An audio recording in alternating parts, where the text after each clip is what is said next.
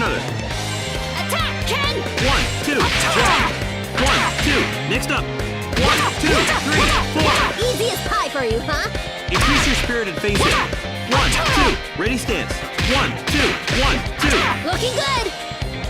Switch to southpaw. Might makes right. What a wonderful time to be alive. Right. Go all out. Ready? 1, 2, jab. 1, 2. Ready stance. 1, 2, jab. Finally. 1, 2. Full power. Go. Ha! Yeah! Ha! Yeah! Ha! Ha! Yeah! Ha! Yeah! Yeah! Combos. Perform them quickly. 1, 2, jab. 1, 2. 1, 2. 1, 2. The opponent's attacking. I won't let you talk down to me. Ha! Yeah! Ha! Ha! It's your turn, Ken. Don't let up! Just do it at your own pace. Okay, combos, one after another. Attack, Ken! 1, 2, jab. 1, 2. 1, 2, 3, 4. Don't let up! 1, 2, jab. Increase your spirit and face him. 1, 2, 1, 2. Looking good. Switch to orthodox. Free yourself of distraction. You can win this, Ken. Right, straight combo. Ready? 1, 2. 1, 2. 1, 2. Once more. Jab, straight. Guard up, Ken! Stay focused! Ha! Ha! Yeah! Ha! How do you like this? Perform them quickly. You can do this. 1, 2, 1, 2, 1, 2. Jab. 1, 2. Ken, gotta concentrate! Ha! Yeah! Ha! Ha! Yeah! Ha! I'll send you straight to hell! Do not rest your fist. 1, 2, 3, 4, 5, 6. Jab. Jab. Straight. Ken, you've got this. Here it comes! Ha! Yeah! Ha! Ha! Yeah! Ha! Is that all you got? You're no match for me! Switch to southpaw. You can do it, Ken. Combos. Let's do them quickly. Keep it going. Ready? 1, 2. 1, 2. 1, 2. Next up, jab. Straight. Guard up, Ken! Stay focused! Ha! Ha! Yeah! Ha! How do you like this? Perform them quickly. You can do this. 1, 2. 1, 2. 1, 2. Jab. 1, 2. Gotta concentrate! Ha! Yeah! Ha! Ha! Yeah! Ha! I'll send you straight to hell! Keep that up. Here it comes! Fine, then I'll kill you! Not the Thousand Dragon Strike! Die!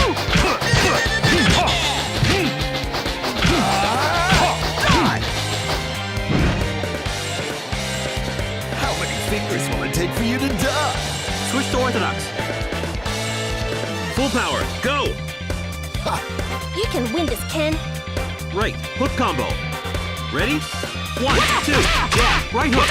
One more time. 1, 2. Jab. Right hook. This can be! Full power. Go. Ha! Yeah! Ha! Ha! How do you like this? Ha! Ha! Combos. Perform them quickly. Ready stance.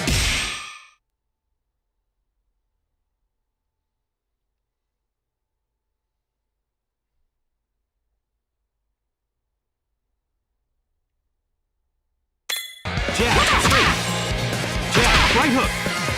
Jab, straight, jab, hook. Ken, that's it.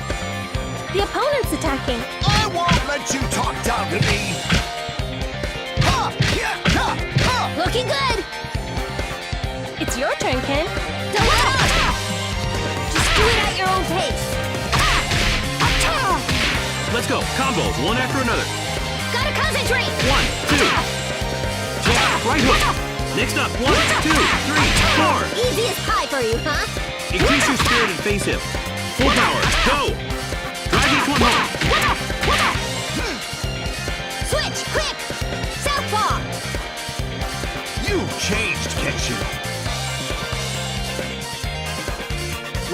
Go all out. Ready? 1, 2, jab, left hook. One more time. 1, 2, jab, left hook. Full power. Go. Ha! Yeah! Ha! Ha! How do you like this? Ha! Ha! Combos. Perform them quickly. Ready stance. Jab, straight. Jab, left hook. Jab, straight, jab, hook. You're doing great. The opponent's attacking. I won't let you talk down to me. Ha! Yeah! Ha! Ha! Looking good. It's your turn, Ken. Don't let up. Just do it at your own pace. Okay, combos, one after another. Gotta concentrate. 1, 2, ready stance. Jab, left hook. 1, 2, 3, 4. One more push. Now take it to him. Take him out, Ken. Get him. Looking good. Switch to orthodox. I'll send you straight to hell. Right, hook combo. Ready? 1, 2, 1, 2, left hook. Jab, right hook. Twist left. Guard up, Ken. Stay focused. Ha! Yeah! Ha! Hoo! Ha! Ha! Yeah! Perform them quickly. You can do this. 1, 2, 1, 2, left hook.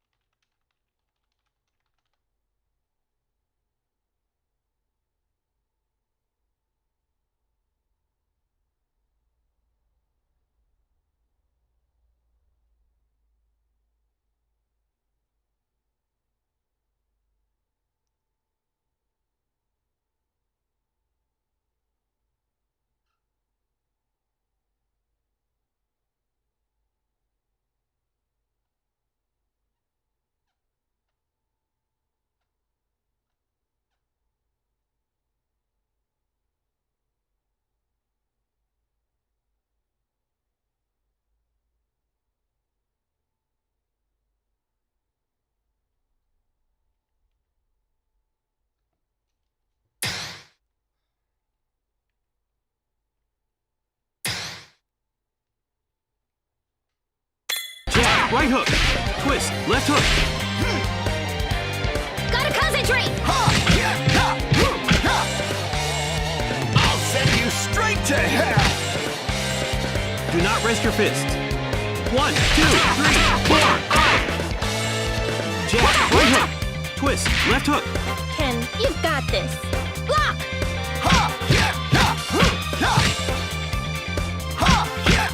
One more push! Is that all you got? You're no match for me! Switch to southpaw. Strength comes from tenacity and desire. Right, foot combo. Ready? 1, 2, 1, 2. Right hook. Jab, left hook. Twist right. Guard up, Ken! Stay focused!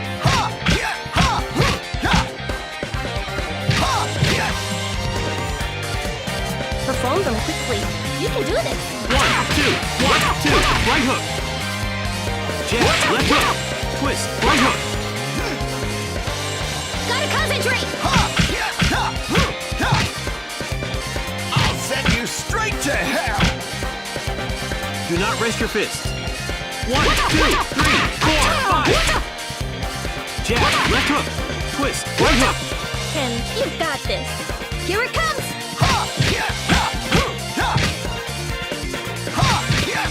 One more push! Is that all you got? You're no match for me! Outstanding.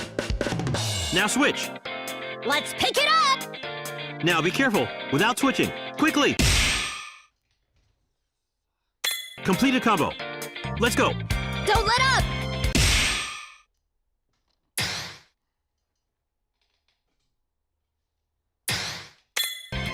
Right, ready stance. 1, 2, 1, 2. Left hook. Jab, right hook. Twist, left hook. Here it comes.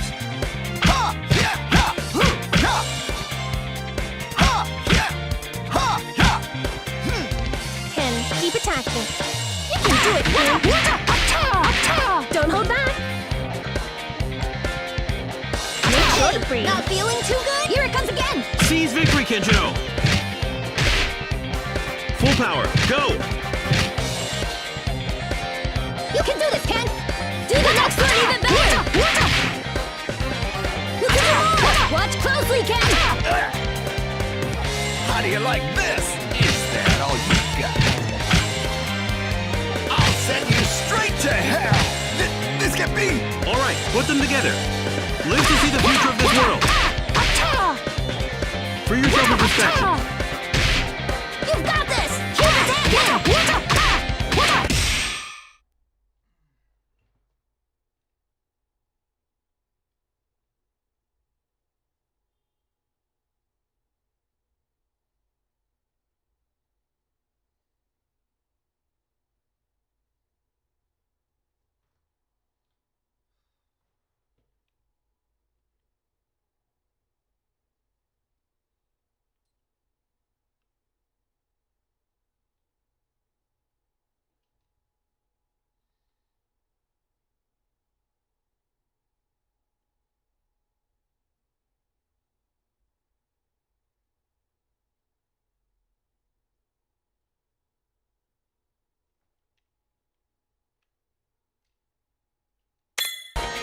Take him out, Ken! Coming again. Then I'll kill you! Nando, Thousand Dragon Strike!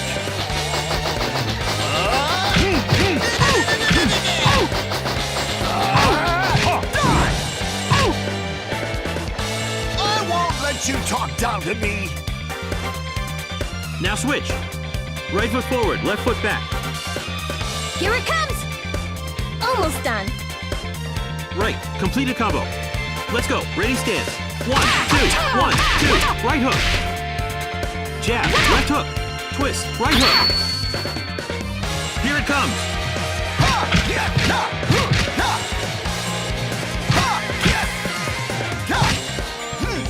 Ken, keep attacking. You can do it, Ken.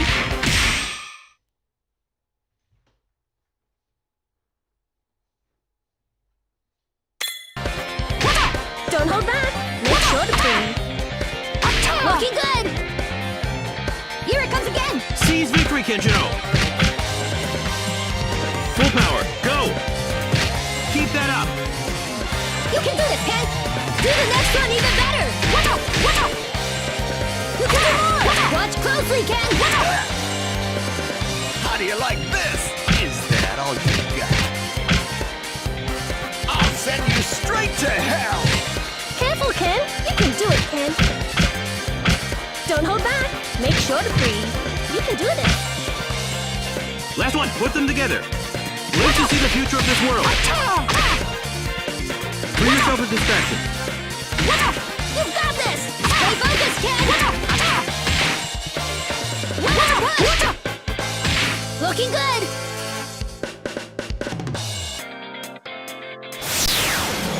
Use a technique, Kenshiro.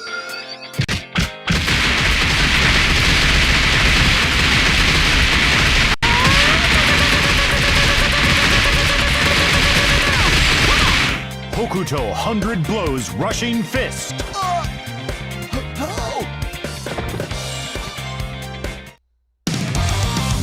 The thing that surpasses tenacity is my rage.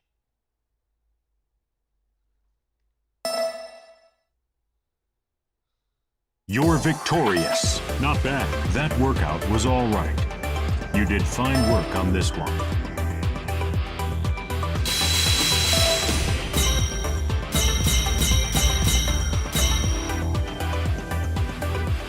Amazing. Looks like you get great. Here's your success rate for this session. Now place today's stand. Come on, Whip! Get! Good work. Which opponent will you pick? Pick a stage. Which opponent?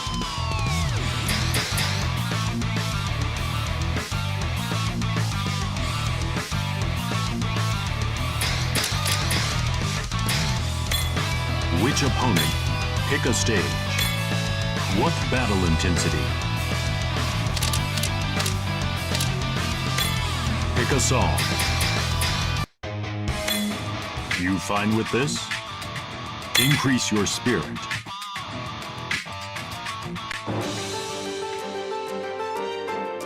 This battle features 2 combos you'll have all right.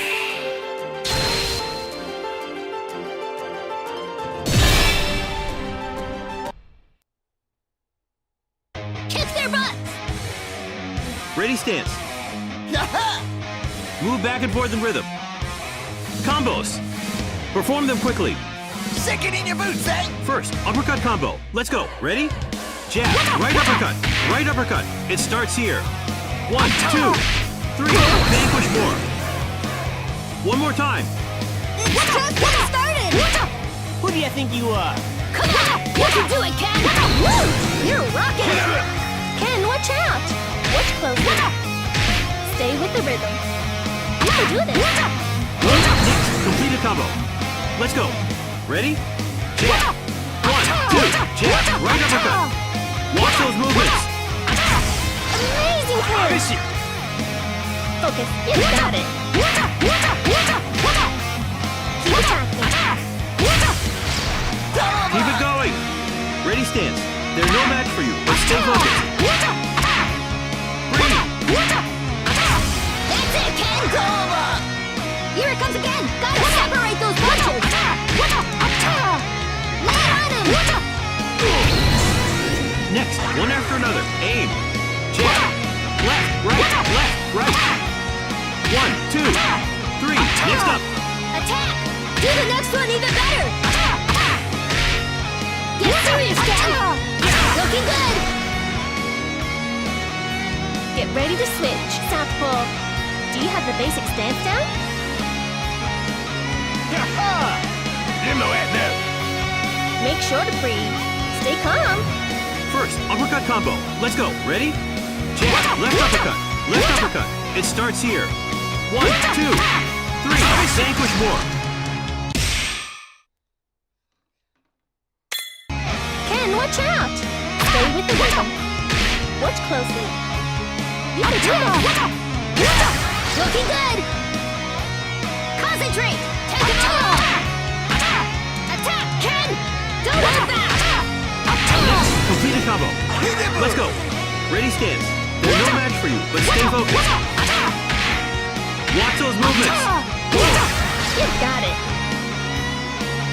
focus. You got it. Keep attacking. Keep it going. Ready? Jab. 1, 2, jab. Left uppercut. 3. Looking good.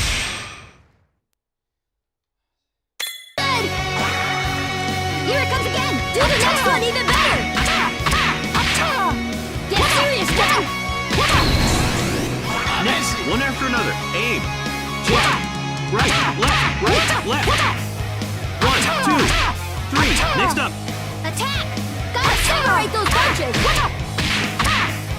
Lay it on him. Real good hits. Now switch. Left foot forward, right foot back. Combos. Let's do them quickly. Water! Right, jabs, right uppercuts, go. Ready? Jab, right uppercut. Left, right. Take them out, Kenshiro. Attack. Keep your moves connected, okay? Try and keep yourself balanced. Looking good. Ken, let's keep this going. Stay calm. Keep it up. Next, complete a combo. Ready? 1, 2, left uppercut. 1.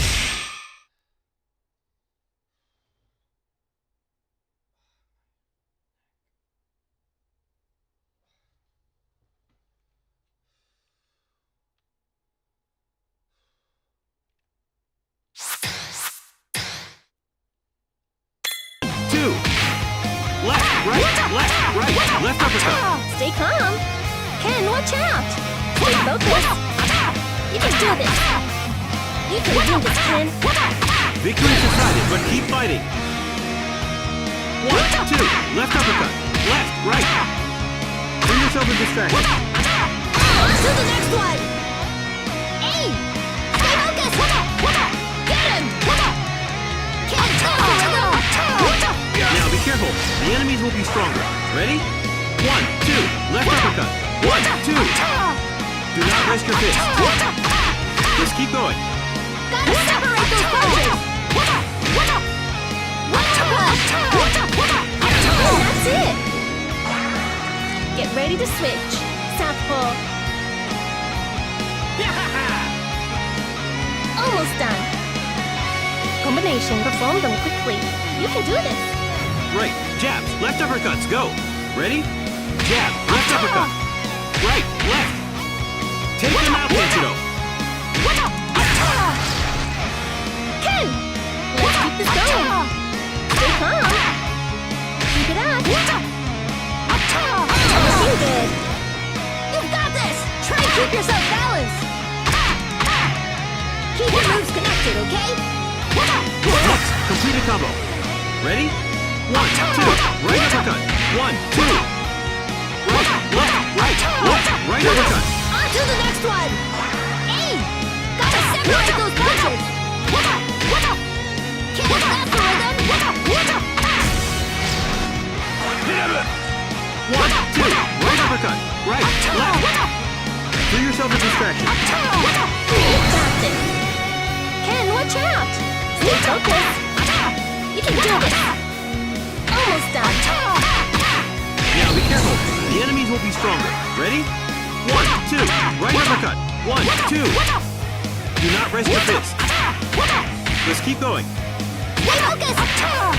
Get him. One more push. And that's it.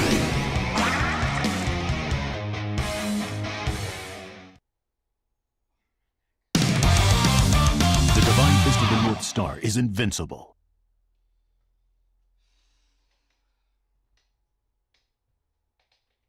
You're victorious. Good work. That was amazing. Here's how...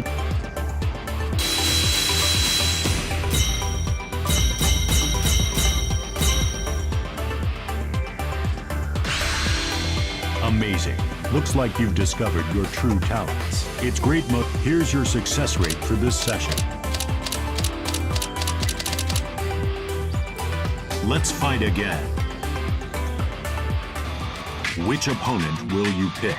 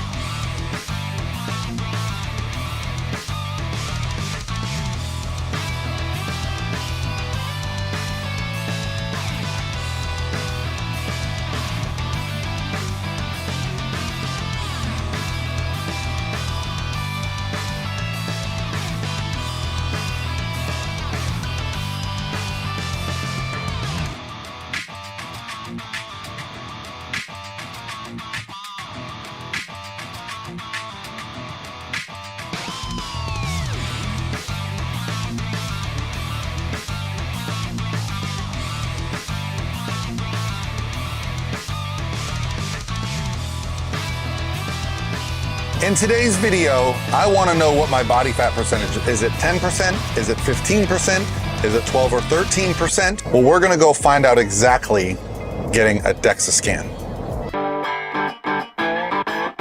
Hey guys, what's going on? This is Parvello with ProPhysique.com, and this week, as a part of our physique fat loss series that's about to kick off the fat loss phase, but until then, I wanted to find out some actual data. So I'm gonna get a DEXA scan to kick this off. So before we do, I would like you to leave a comment below. I want you to guess my weight, and I want you to guess my body fat percentage, and we'll find out at the end of the video, give you all the details. But the goal with the DEXA scan is just to get a stable number that I can work with, where I can kind of work towards something that gets me excited. So what I'm gonna do is every 4, maybe 6 weeks, I'll be getting a new scan, and we can see how much fat I'm losing, how much muscle I'm adding, all the other things, right? I just hit 50 years old, and I really just wanna take the time to actually understand what's going on with my body. My buddy Ron just got one and found it pretty motivating. So yeah, we're actually going to get a DEXA scan. What is a DEXA scan?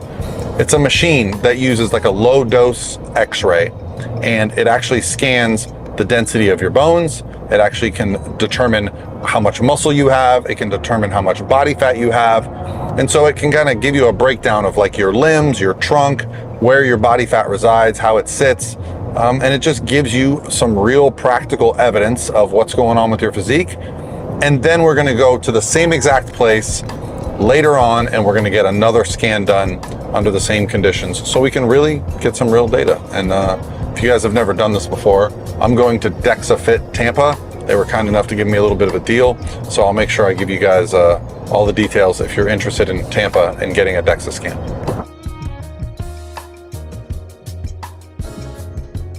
Then I'll have you come on out here and we'll get your height and weight, okay? Okay, go ahead and step up.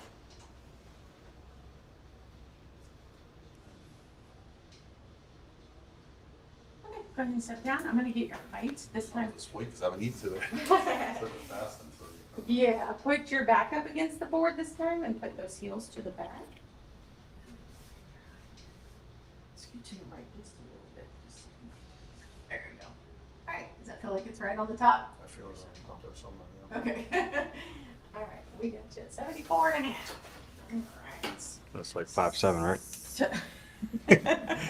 5'9". All right, I'm gonna let you have a seat in this blue chair for just a minute. And then, all right, hold up.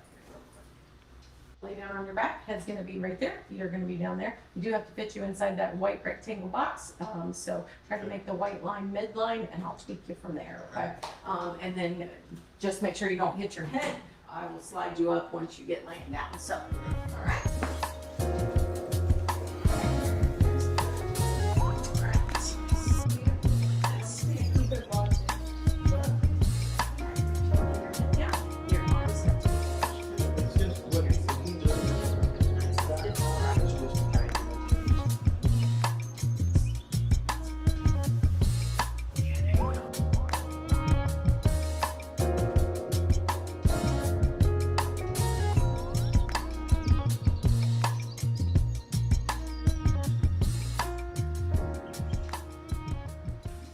Yeah. Nice to meet you. Nice to meet you. How's it going? Good. Good. I think it went pretty good. You want to take a look at your results? Let's do it. Did she upload everything, I'm sure? Yep, that's all in there. So I'll just show you and give you a quick idea of, you know, what we do. When people come in, and we basically, you know, there's your body comp. If you download the app, you'll have all this. I have it. Just make sure when you set your account up, you want to make sure you use that same email. Okay. Some people use like a work and then a No, personal that's email, me. I'm already in there. and then their data doesn't show up. But if you ever do VO2 max or other tests, they show up there. So yours is just based on body comp. So it's taking that information, giving you a biological age of 39. So we go into the DEXA. We draw from a pretty big data set of DEXA scans for body comp. So obviously you're A+. There's your body fat, 13.8%. Your lean mass, 176. total mass 214, that's a calculation from the DEXA machine. It's not, there's no scale on it. Okay. It's taking your scan, different tissues. Pretty close. I was applying two. density. So yeah, some people consider that as accurate or more accurate than a scale because it's calculating it, and you know scales can vary. Your visceral fat, the half pound, we like to see anything less than a pound, so that's great. Your bone density, really off the chart there, 2.4 standard deviations over the norm. T-scores compares you back to a healthy 30-year-old, and you know. Even if you're at 0, that's good. You're way over that. And then you can go into body fat here and see more information. So this is what I'm excited about. So I'm going to do the 4 scans with you, and I'm starting a fat loss phase You next. can go in here and see your raw fat, the 29.5 pounds.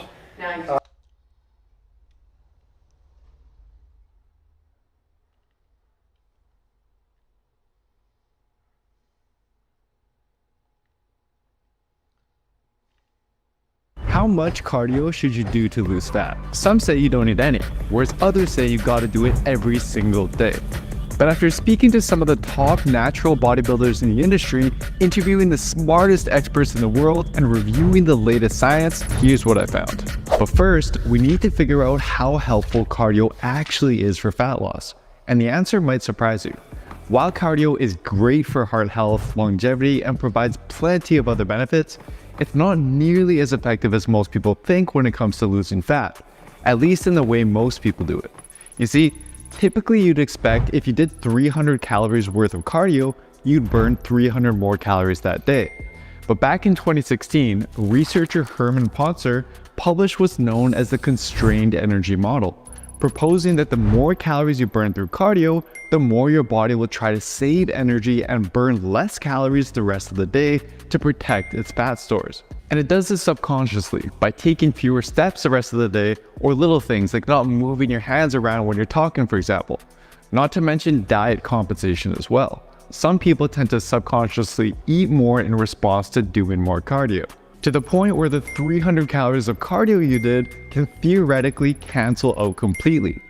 Unfortunately, shortly after this research came out, major news outlets took interest and shared it using clickbait headlines that made it seem as if exercise was pointless for fat loss.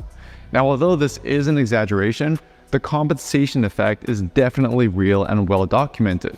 Most research has shown that people who start doing cardio without any changes to their diet tend to lose only 20 to 50% of what they'd expect from the calories they've burned.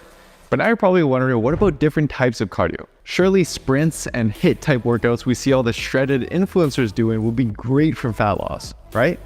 Well, Daniel Plotkin, one of our Built with Science researchers, recently published a study comparing all different types of cardio on fat loss. Here's what he found. So what we did is we took all the studies that we could find that compared high intensity training, so training that was either sprint intervals or biking intervals, and compared that to low and moderate intensity aerobic exercise. So that could be incline walking, that could be moderate intensity cycling. So we wanted to see which of these modalities created more fat loss. And what we found was that there was no difference between these two modalities at all, which wasn't super surprising. But what was surprising is that whether it was high intensity interval training or moderate intensity training, there was essentially no fat loss effect even compared to nothing. I think the magnitude of effect was 0.5 pounds over 8 weeks of aerobic training. What we can conclude from this is that at least at the doses given for the high intensity training, the average weekly minutes was 30 minutes. And for the moderate intensity, it was an average weekly minutes of about 120. Cardio alone isn't very effective for fat loss. Okay, but what about even higher amounts of cardio? Does that lead to more fat loss? Well, in studies like this one by Ross and colleagues, very high doses of cardio, in this case doing 700 calories worth of cardio every single day, the equivalent to about 1 to 1.5 hours of jogging, does actually lead to quite a bit of fat loss. So without changing your diet, you've probably got to do a whole lot of cardio for it to have a meaningful effect on fat loss, which isn't a very efficient or realistic approach for most people. But I didn't make this video just to tell you that cardio doesn't work, because it does, but only when you use it properly. And to find out exactly how to do that, let's take a look at this recent meta-analysis which ranked several different fat loss protocols from most to least effective. As expected, cardio alone with no changes to diet was the least effective method. But take a look at the most effective methods. Notice how they are all combinations of some form of exercise with a proper diet. Think about how much easier it is to eat 500 calories less than it is to try to burn off 500 calories every day. I illustrated this in my last video where I ate a bunch of McDonald's and figured out the hard way just how difficult it was to burn off. So think of cardio not as a sole method you'll use to lose fat, but rather as a supplemental tool that you can stack on top of your diet to speed things up. But now that I've hopefully convinced you to start tracking and following a diet, how much cardio should you then add to this? Well, let's start by asking the only people in the world who have truly mastered the art of controlling their diet while using cardio to get them into incredible shape: professional bodybuilders. First, I spoke to Alberto Nunez, an extremely knowledgeable coach and lifetime drug-free pro bodybuilder who's known for getting into insane levels of leanness. I didn't use cardio at all, really. I'd rather diet a little bit longer and rather eat less than have to go perform some other sort of exercise, especially exercise that I don't necessarily enjoy. But this last prep was nice. It was nice to actually do some cardio, and so I'm like, oh, I get to eat a little bit more because I'm doing this cardio. I also feel that it helped with just some of the recovery aspects because like even though I know better, like I'm prone to just after training just being garbage and just like laying around. I also spoke with Lee, a natural bodybuilder just a few weeks out from his show. I honestly think that we could probably get through this entire prep without cardio. The other alternative was, again, to not do cardio, but then decrease calories further. But, you know, like the lower the calorie deficit, the less good essentially you're going to feel. So it turns out that by using either a longer or more aggressive diet, these guys didn't really need cardio to get into crazy shape, but including it had its benefits. Now, what also surprised me was the importance they placed on their daily step count and how they use it as part of their overall cardio plan. Our bodies are fantastic at surviving, and they will figure out ways to slow down the rate of loss. I first started noting, this was like with my check-ins with my athletes, as they were getting leaner, their rooms just started to get messier. Like you could see, like legit, the fact that they weren't doing much other than like going to work, going to the gym, and then just like couching it up.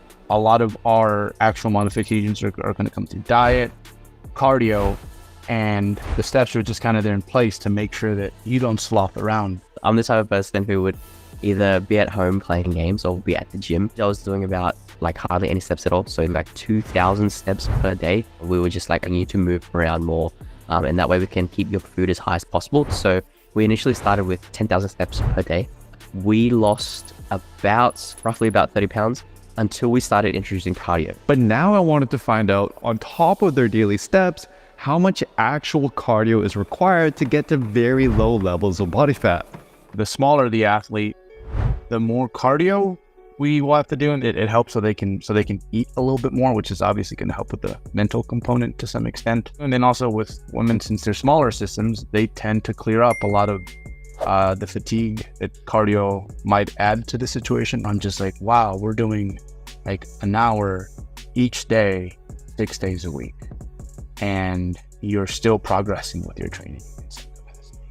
Like, that blows my mind. Alberto also emphasized how it depends on your lifestyle. I've had people do nothing. And usually this has to do with the occupation.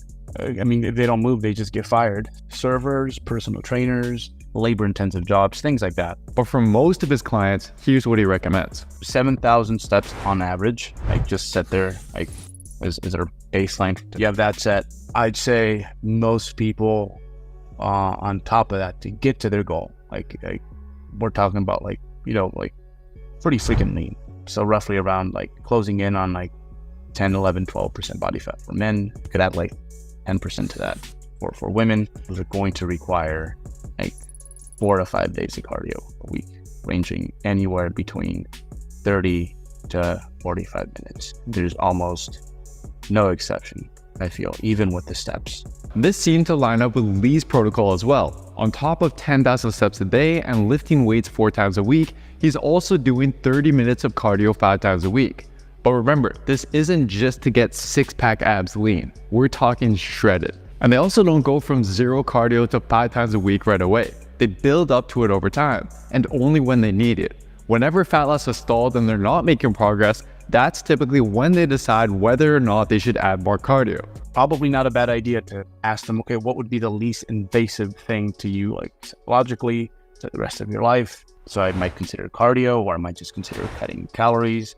But yeah, like also like appetite. Maybe my appetite's been like in check. So I'm like, all right, you know what, just slash those calories, because that's going to be the most passive one.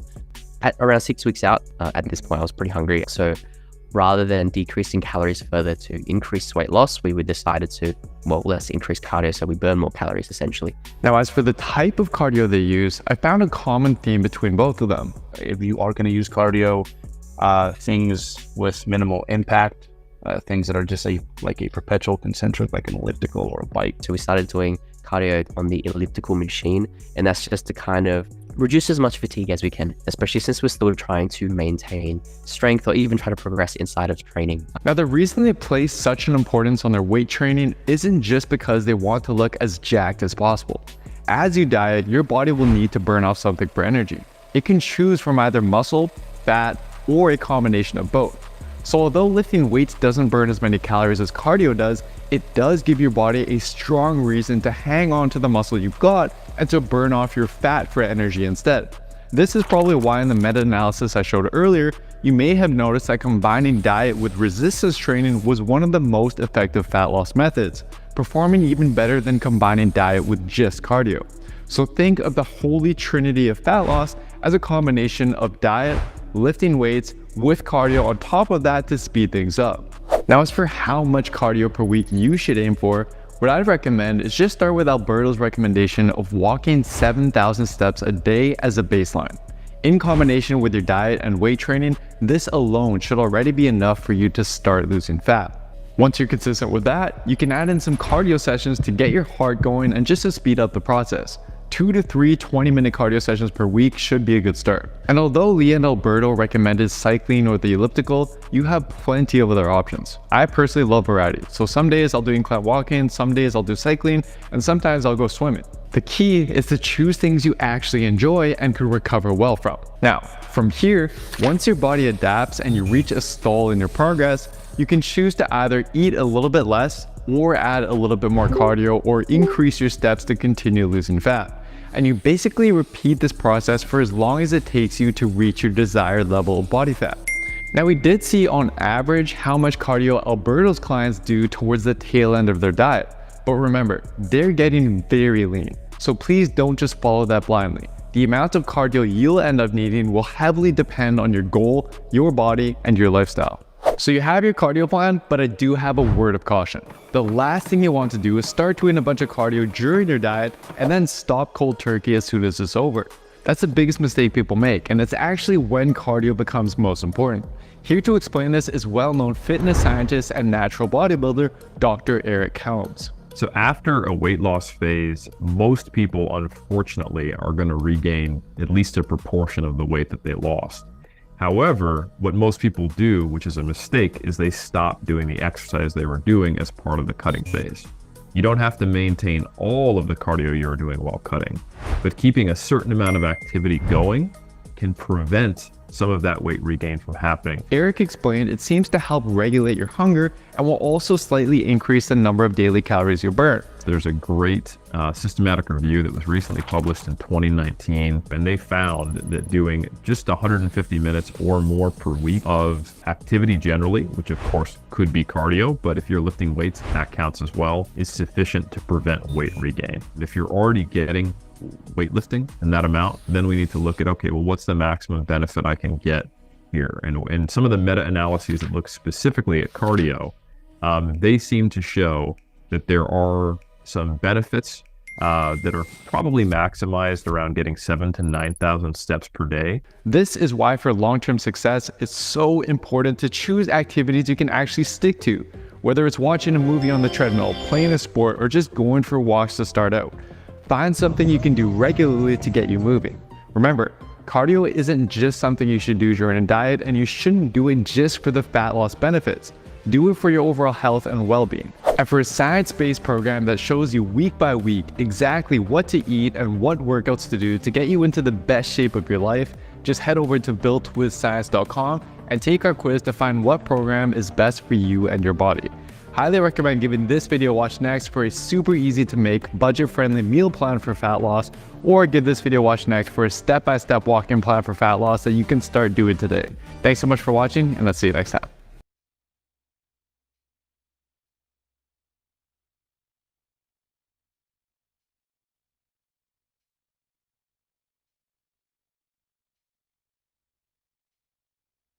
I just spent over $40,000 on this study to prove everyone wrong. Because recently, the entire fitness community has become obsessed with the same thing. I'm all on the stretch wave these days. Ultra focus on the stretch. And now you get a much bigger stretch here. The theory is if you modify an exercise to stretch your muscle more or challenge it in the stretch, it now becomes S tier for growth. And to be fair, I said the exact same thing. And for good reason, as we had dozens of studies support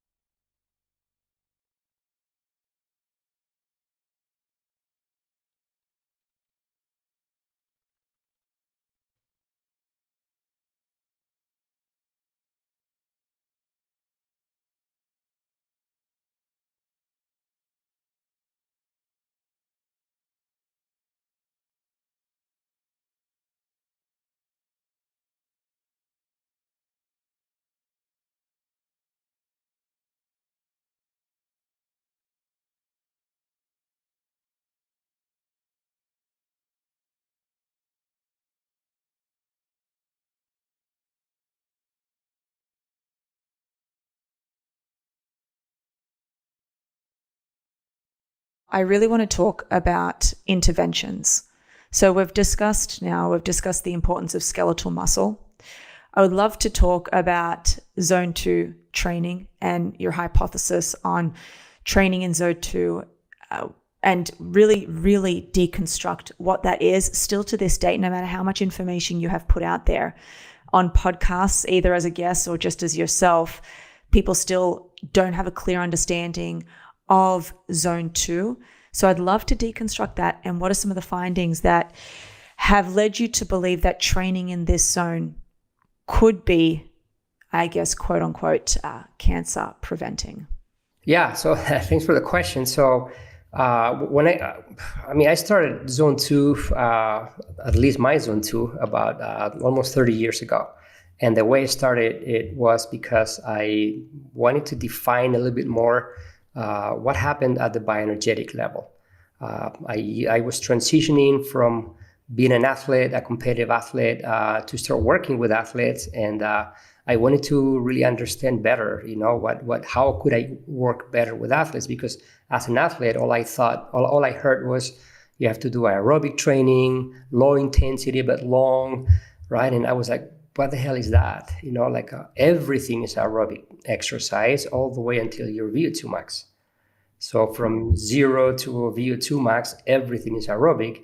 So there's a huge array of exercise intensities, right? So I didn't quite understand which one. And then 60% of the maximum heart rate, 70% of your VO2 max. How do you measure that, and how do you give the one size fits all? That was kind of more like what was prevalent.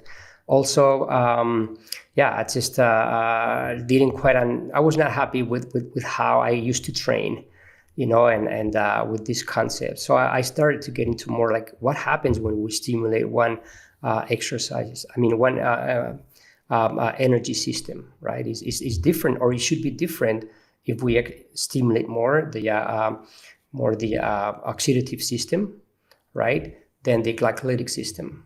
You should have different changes, at the metabolic level, in the cellular level. It should be different also when we do sprinting or high intensity or torque. it should elicit different responses, and this is why you would see different athletes training different concepts all the time. So anyways, that's why I decided to, can we just name it some way? So that's why I built this what I call metabolic map with different training zones from zone 1 to zone 6, and I started to work with athletes based on those zones. Let's just map it out for everybody. Zone 1 is literally sedentary. Right now, you and I are in zone 1, correct? Yes, exactly. So yeah, and you're right. So it depends on the training zones. It depends on the person, right? I just, to me, it was like 6 zones that I just decided to start with. But yeah, zone 1 would be when you're very easy intensity, right? You always burn carbohydrates, and this is something that there's a misconception, thinking that at low intensities all you burn is fat. That's not true. At low intensities, you burn also carbohydrates. You don't burn much carbohydrates, but you burn carbohydrates all the time. That being said, at zone 1, you burn fat also, because what you stimulate are, the muscle fibers that are recruited are the type 1 muscle fibers, which are characterized by oxidizing fat and also having a higher mitochondrial content, because fat can only be oxidized in mitochondria, right? So therefore, when you measure in the laboratory fat oxidation, which I started a long time ago, measuring it, I could see that you could see very well how fat tends to increase during exercise, and it gets to a point you get the maximum fat oxidation, and then it starts going down. But we're going to be there in a second. But so if you see that fat is being oxidized, it's a signature, or it's a clue that you're recruiting type 1 muscle fibers, right? But at low exercise intensities, you're not burning much fat, you're not burning many carbohydrates, and you're not producing much lactate. So it's a low exercise intensity. Then you increase exercise intensity, and therefore the necessity to produce ATP is faster, but you still can produce ATP from fat sources. So you start oxidizing more fat, and you also produce more, a little bit more of lactate, but still are within, almost within resting levels. But the main thing is this is where you could be burning the most fat. You're stretching those type 1 muscle fibers to their highest point. Before, fat is not fast enough to produce ATP, so you have to change to glucose, and therefore stimulating or recruiting type 2 muscle fibers. This is where you have the highest fat oxidation, and this is zone 2. This coincides also with the first inflection point of lactate. So you go from resting levels almost of lactate during recovery or easy exercise to a slightly elevated over resting levels in lactate. So that's a metabolic event that I saw back in the days. And so what I did is I translated this into heart rate. Power output was starting to become popular little by little in athletes, or speed in runners, right? So, and that was like the zone 2. Then you find another, as exercise intensity increases, then you need to produce ATP faster than we did before. And fat is not fast enough to produce ATP on time. And therefore, you need to switch to a different fuel, and that fuel is glucose. So when you start using glucose, you start recruiting the fast twitch muscle fibers. First, you recruit the type 2As, and therefore you see clearly that you start also oxidizing more carbohydrates with the metabolic cart in the laboratory, and at the same time you see lactate keeps increasing, and there's a sharp decrease in fat oxidation. And that's what I call zone 3, which could be a transition zone until you hit another metabolic event, which is when you don't burn fat anymore. And that's when you start full stimulating glycolysis, because fat is not fast enough at that intensity. It gets to a point that at zone 4, that fat is not fast enough, and then it's not needed anymore. And then glucose is highly oxidized, and that's also when glycolysis starts accumulating to lactate, because the glycolytic flux into mitochondria is not sustained by mitochondria. So you need to, that pyruvate, which is the end product, as we know, of glucose, is reduced to lactate, and therefore lactate starts accumulating and goes to the blood. And this is what we see a change in lactate, another inflection point of lactate, which coincides both when fat disappears and that inflection point of lactate. That's why I call zone 4. And then zone 5, it's another transition point that is pretty much when you get to the VO2 max, and that's where you obviously you still don't burn fat, you don't burn fat anymore, and then glucose oxidation keeps going up, and lactate still much higher, and it gets to a point where you reach your VO2 max. And then zone 6, that's when you're beyond your VO2 max. That's your first anaerobic zone. All the rest of them are aerobic, but your first anaerobic zone is zone 6, which is the exercise intensity that you use when you sprint or you do super high intensity exercise of under 30 seconds or so. So in a nutshell, that's how in my mind at least, I the zones and start to work with athletes. It depends on which bioenergetics an athlete needed to use, right? It's not the same a marathon runner. Marathon runners, they never sprint, so they don't need to spend so much time sprinting.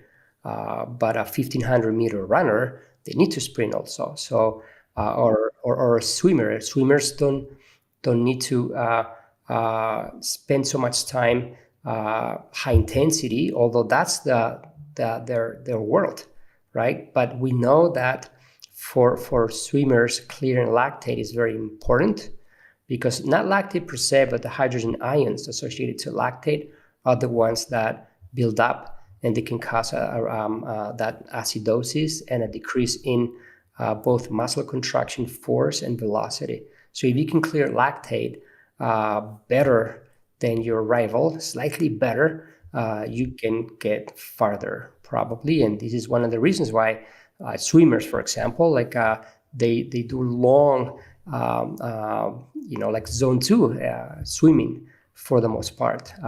They don't, that let's say 100-meter swimmer is under a minute, but they tend to train most of the time, like at lower intensities.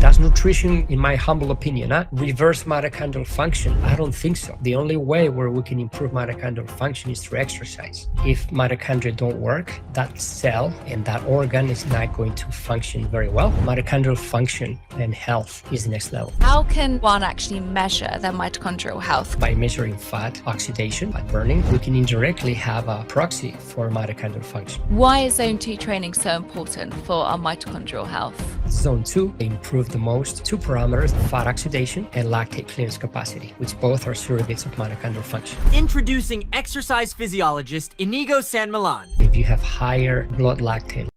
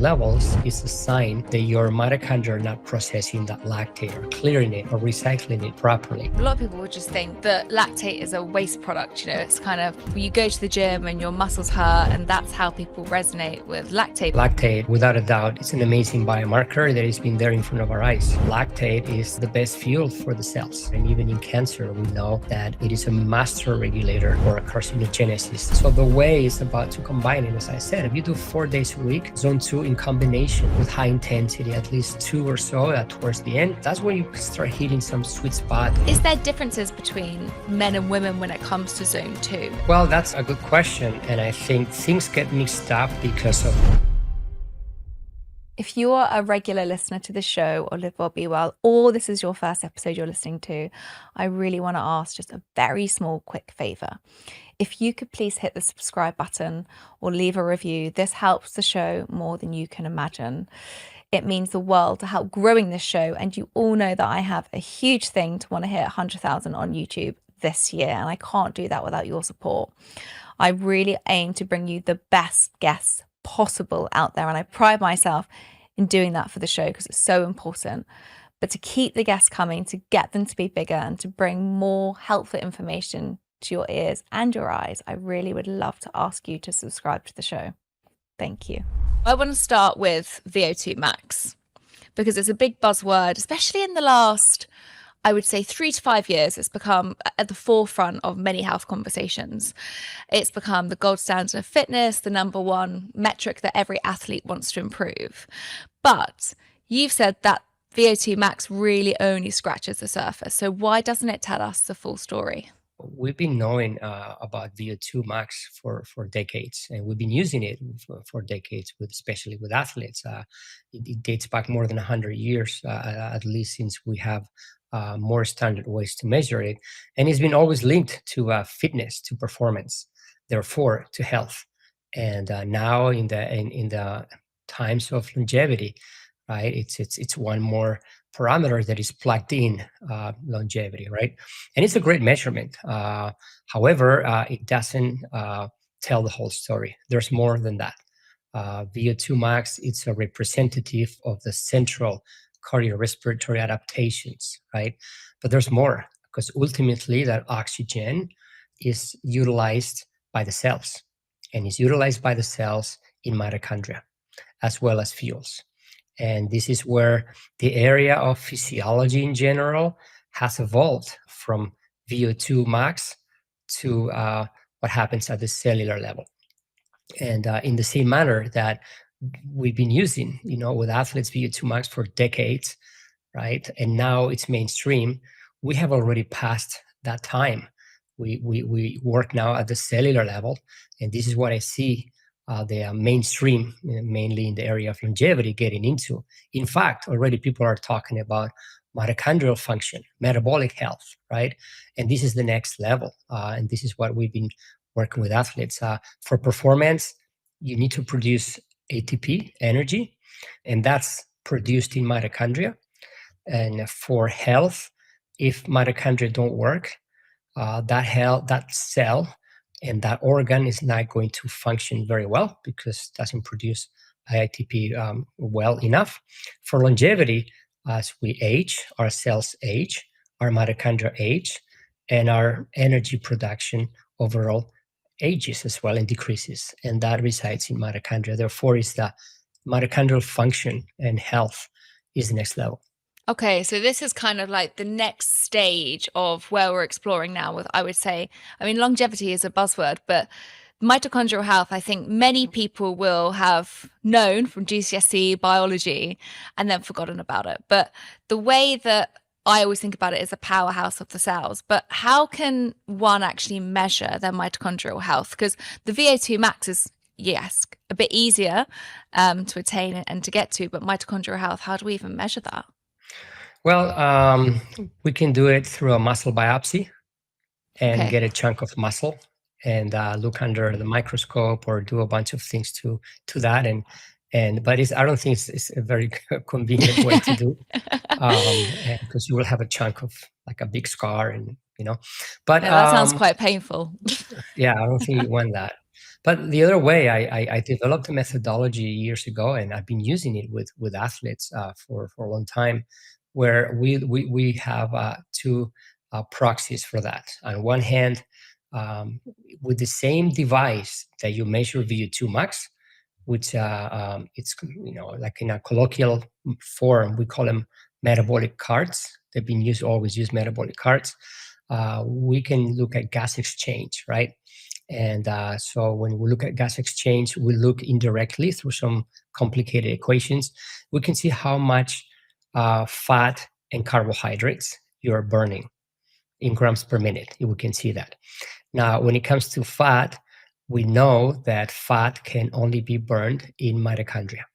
Okay, so by looking at fat, by measuring fat oxidation, is called fat burning, we can indirectly have a proxy for mitochondrial function. Then lactate can only be burned in mitochondria, right? So by pricking your finger or your earlobe and getting a small sample of lactate and measuring it, we can have an idea of how well your cells are processing glucose, and which under resting conditions, it happens in mitochondria. But the fact is that if you have higher blood lactate levels, it's a sign that your mitochondria are not processing that lactate or clearing it or recycling it properly. Therefore, with the two parameters, fat utilization and lactate, you can indirectly see or measure mitochondrial function. We published that study a few years ago, and now we have already published a preprint about an extension of that study where we look at muscle biopsies. And in the muscle biopsies, we look directly how they work, and we correlate them with this methodology. So it's quite robust to do it in a non-invasive way and an ambulatory manner where a lot of people can do it out there. Wow, that's fascinating. So I think a lot of people would just think that lactate is a waste product. It's kind of, you go to the gym and your muscles hurt, and that's how people resonate with lactate. But you're saying now we can use that as a measure to test how well our mitochondria are functioning. Is that ready available? Can people go and access that quite easily, or is it still quite hard to get our hands on?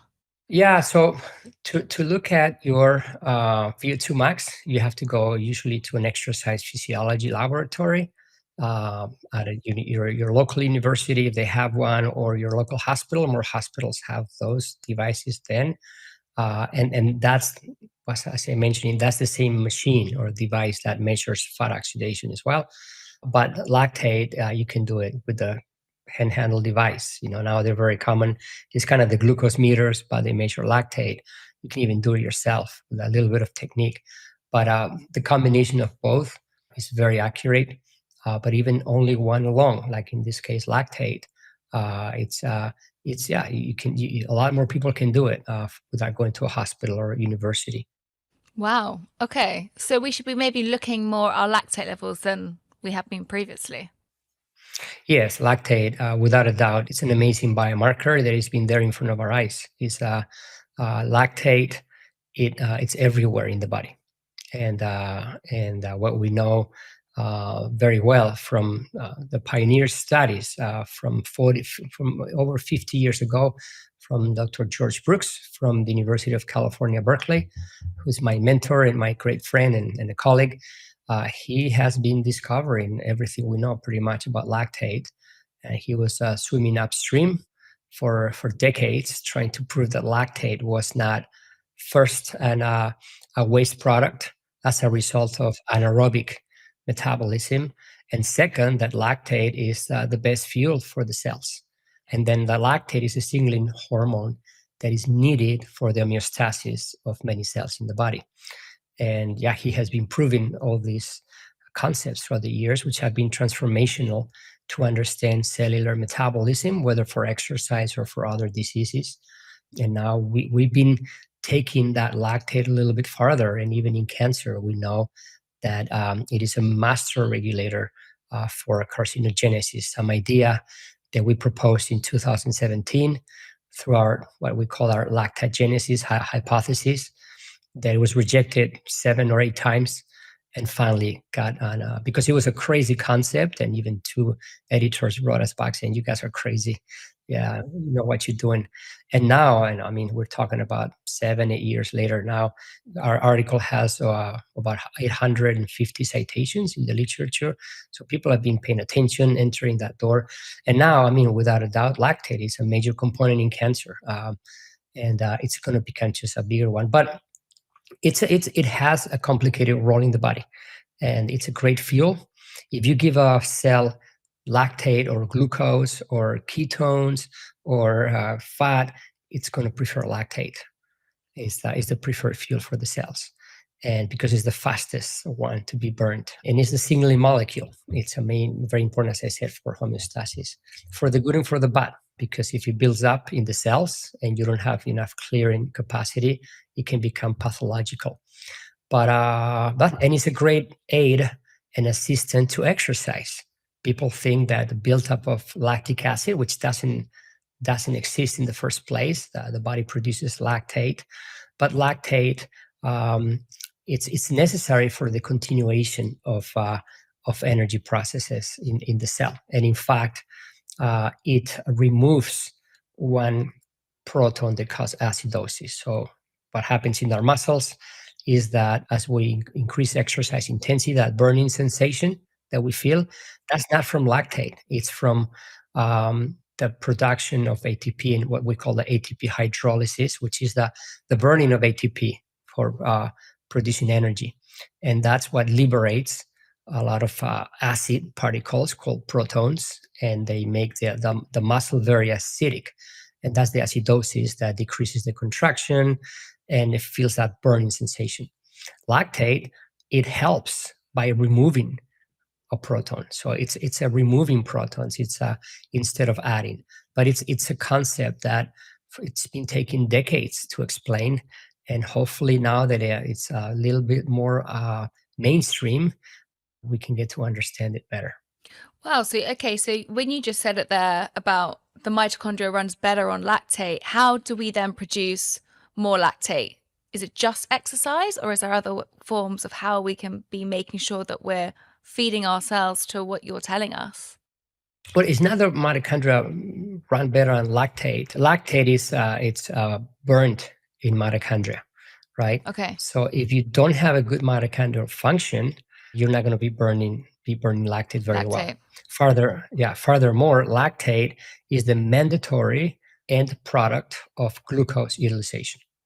So when you burn glucose, you always produce lactate. Always. The higher the glucose burning, right, the more lactate you produce. So it gets to a point that lactate, if you want to burn it inside mitochondria during exercise or even at rest, first has to go glucose, the first door that is at the entrance of the cell. Okay, then that glucose is transformed in a substance called pyruvate, which ultimately has to enter the furnace of the cell to be burned and produce ATP or energy, right? But that furnace has another door, right? And that is the one that it has to be also working. And if the flux of glucose is too much into the cell, whether because there's very high intensity or there's a pathological state, glucose cannot be burned. That pyruvate cannot enter that door into mitochondria, into the furnace and be burned. And the only way they have is to be transformed to lactate, right? So when you see, and that lactate escapes to the blood. So when you see high blood lactate levels, it's telling you that glucose is not be fully oxidized or burnt, right, in mitochondria, and is being transformed to lactate, because otherwise you would see very low blood lactate levels, meaning that the glucose is very well oxidized or burnt. Got you. Okay. So if people really want to make sure that, how can people, apart from taking a lactate test, is there any physical signs that one person will know if they're having good mitochondrial health before they get to testing their lactate levels? I think that this is one of the areas where we wouldn't have biomarkers. Let's say people have type 2 diabetes, for example, right? It's a metabolic disease characterized by a poor capacity to burn glucose, but not just to transport it through the cell, but to burn it. And in resting conditions, you burn it in mitochondria, right? Now, the biomarker that we have is a diagnosis. We have the glucose tolerance test or the hemoglobin A1C, right? That's a diagnosis, right? There are no other biomarkers, unfortunately. Same thing for Alzheimer's. Alzheimer's, we know that beyond the amyloid plaque hypothesis, we know that no drug has been able to target that plaque, and that now the new thinking in Alzheimer's is looking at brain metabolism, right? And that Alzheimer patients or Alzheimer's disease is characterized by two hallmarks: insulin resistance and mitochondrial dysfunction, which are the same two hallmarks of type 2 diabetes, which is now given the name or rename it, like more colloquially, type 3 diabetes or brain diabetes or end stage type 2 diabetes, right? But without a doubt, there's a big part of its pathology is it's a mitochondrial dysfunction and insulin resistance. So there's a poor glucose utilization. But again, we don't have any biomarker, right? The biomarker that we have is the PET scan that has been in front of us forever, right? You look at a PET scan of a typical Alzheimer's, and most of us have been either seen one or looked at the internet how they look like. We see the very bright images, right? The very bright orange or red and yellow, especially the orange or red. That's metabolic activity, right, of the brain. And that specifically, it is a glucose activity in the brain. That's a normal brain. A brain with early Alzheimer's has reduced activity, reduced metabolic activity, and is reduced glucose activity. An advanced Alzheimer's disease, you can see the image that is very dark, is very blue, right? There's not much metabolic activity because there's not much glucose utilization. But again, that's not a biomarker, it's a diagnosis. And this is what one of the areas that we need to focus is on developing novel biomarkers so that we can see metabolic or cellular dysregulations at the mitochondrial level a decade or even two before it becomes a full disease, because then we can intervene, whether it's with lifestyle interventions, exercise, nutrition, or we can intervene therapeutically through targeted therapies, novel targeted therapies. As someone who has spent a long time studying the mind-body connection, I'm constantly asked, what do I use to track my health? Since April, you've probably seen, if you're watching this show, me wearing a piece of tech on my arm, and that is No Watch, because I genuinely believe it has been one of the most thoughtful and mind-aware pieces of tech that you can wear. Unlike most wearables that focus just on your steps or your sleep, No Watch is a bit different. It gives you real-time insights into your nervous system, the invisible engine that calibrates everything from your stress to your sleep to your recovery, your rest, and ultimately your health. With its stress recovery metric, it doesn't just show you how long you were stressed for, but also how long you recovered. It shows you your homeostasis. And that to me is where real health begins. And I think it's all something that we're craving. And most importantly, it does this without dragging you back to your phone, because that motion just depletes you. It delivers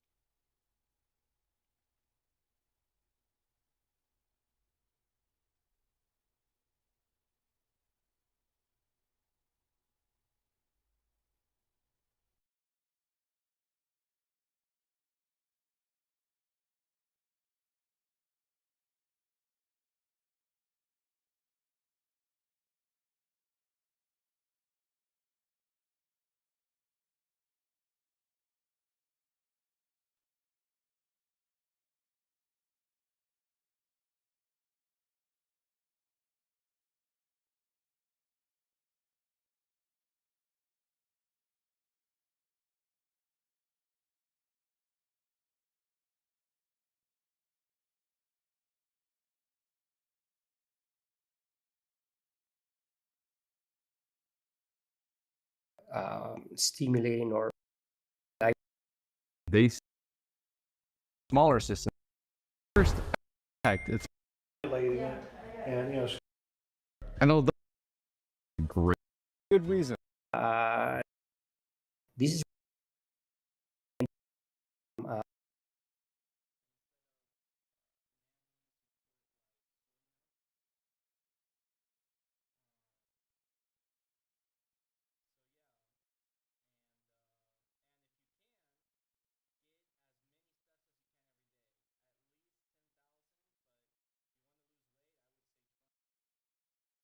are hitting some sweet spot. Is that different?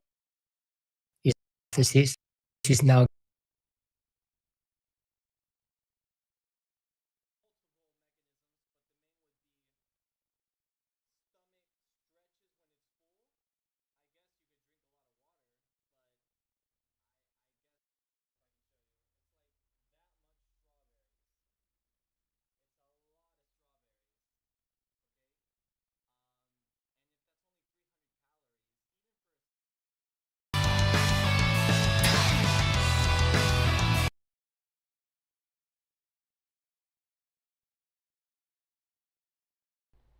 Testing, testing, 1, 2, 3.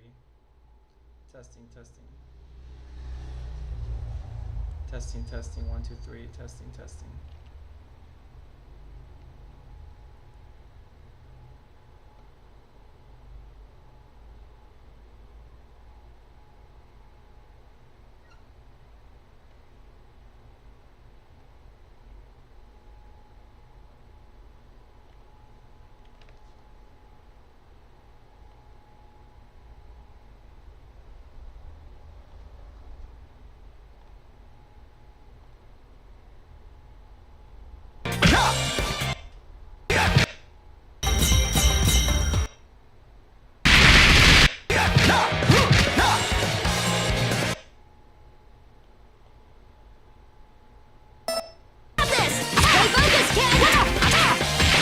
Kenshiro.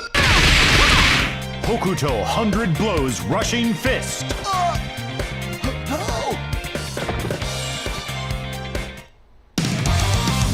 The thing that surpasses tenacity is my rage.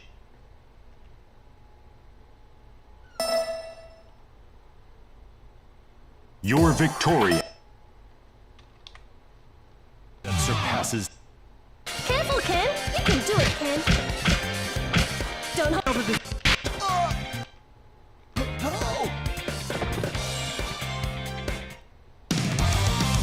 The thing that surpasses tenacity is my rage.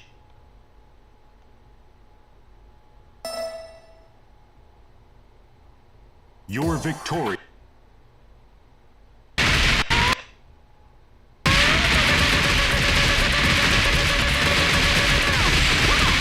Hokuto 100 blows rushing fist.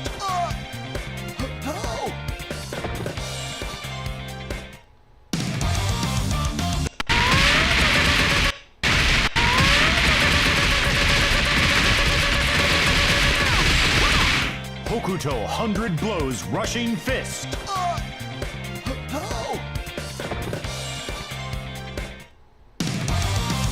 The thing that surpasses. You can do this.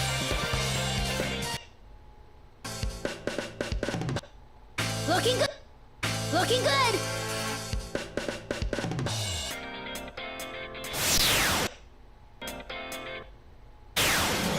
Use a technique, Kenshiro.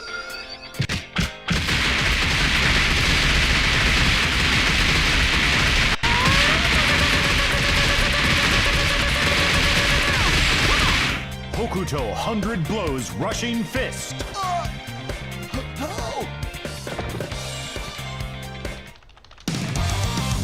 The thing that surpasses tenacity is my rage.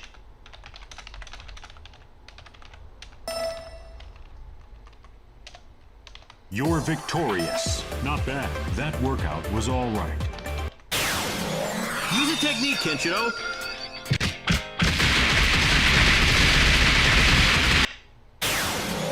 Use a technique, Kenshiro.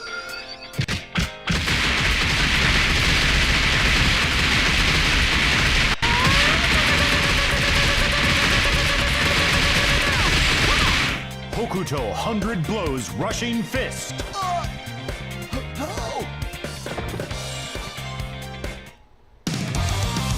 The thing that surpasses tenacity is my rage.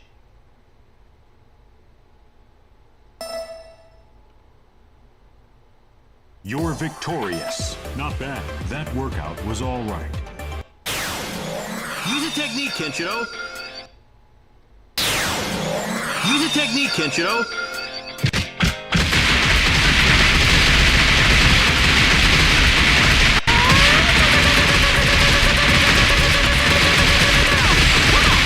Hokuto 100 blows rushing fist.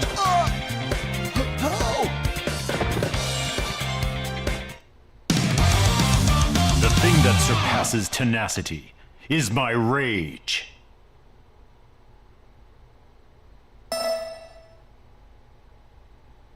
You're victorious. Not bad. That workout was... Use a technique, Kenshiro.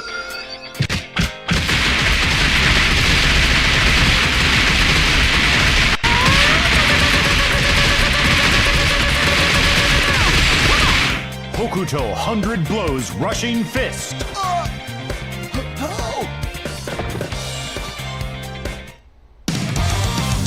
The thing that surpasses tenacity is my rage.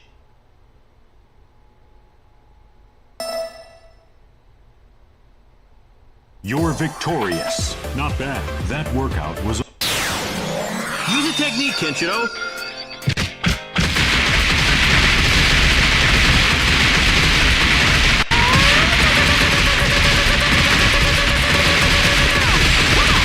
Hokuto 100 blows rushing fist.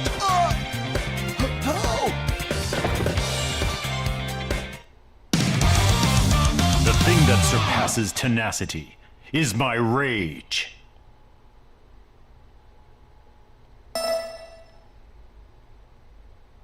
You're victorious. Not bad. That workout was... Use a technique, Kenshiro.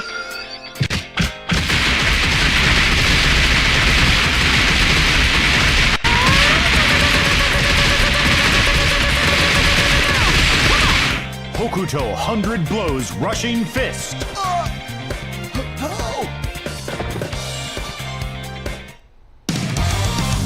The thing that surpasses tenacity is my rage.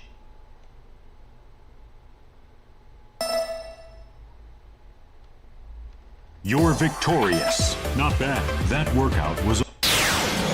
Use a technique, Kenshiro.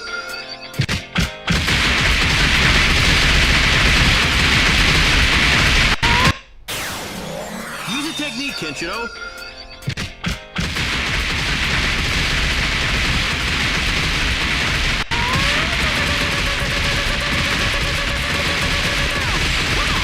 Hokuto 100 blows rushing fist. Now place today's stand. Come on, Whip! Yeah! Good work. Which opponent will you pick? Pick a stage. Which opponent?